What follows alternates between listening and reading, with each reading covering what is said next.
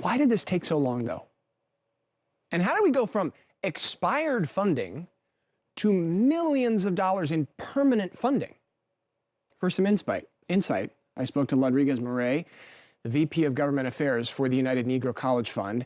He was a major part of the effort to get this bill passed. And with me now is Lodriguez Murray from our DC studio. He is the Senior Vice President of Government Affairs at UNCF. Lodriguez, first of all, thank you for your time. I appreciate you being here on a busy day. Thanks so much, James. So for those of us who have not been tuned in to this particular fight over the last many months, help us understand what it means that the bill has now passed, what this funding will do. Well, this bill passed in one iteration of the House of Representatives in September, and now in another iteration passed today in the U.S. Senate.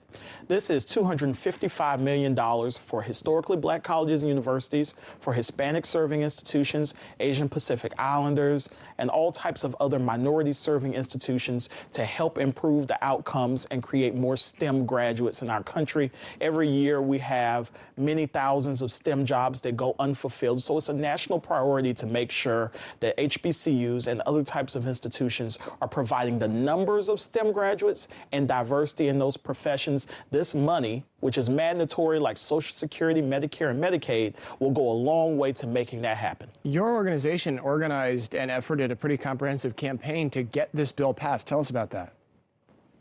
This is a first of its kind effort in terms of African American legacy organizations, which UNCF is. We turned 75 this year. This is a first of its kind effort in higher education.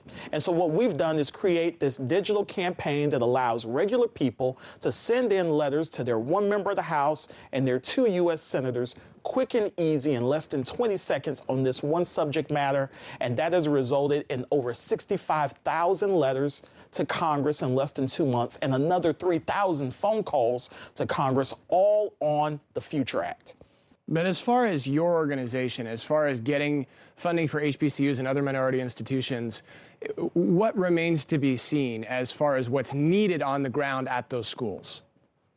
There's so much more that has to happen to make sure that HBCUs and similar institutions are able to fulfill their mission to the students across this country.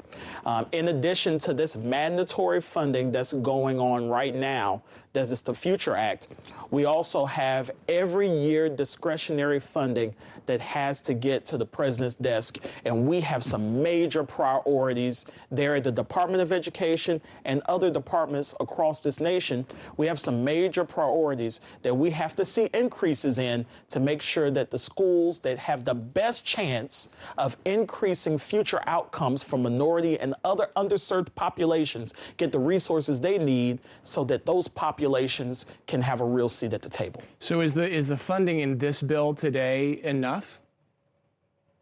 The funding in this bill is enough for this particular instance. But there's so many other areas where funding is necessary, where HBCUs and similar institutions can make a real impact. Well, Lodriguez, I appreciate that you have taken some time out of what is surely a very busy day at the end of this very lengthy campaign for you and your organization to help us understand what it all means. We're almost near the end, a little more work in the House and then to the White House, but we have passed a very good landmark. Thank you, Lodriguez. Appreciate your time. Thank you, James. One interesting note on where this money comes from. A simplification to the federal application for college aid money frees up these funds. You know that application by its short name, FAFSA. Here's why that simplification helps. It could mean fewer mistakes on the application. They cost $6 billion each year in both underpayments and overpayments. And this new bill allows FAFSA to get tax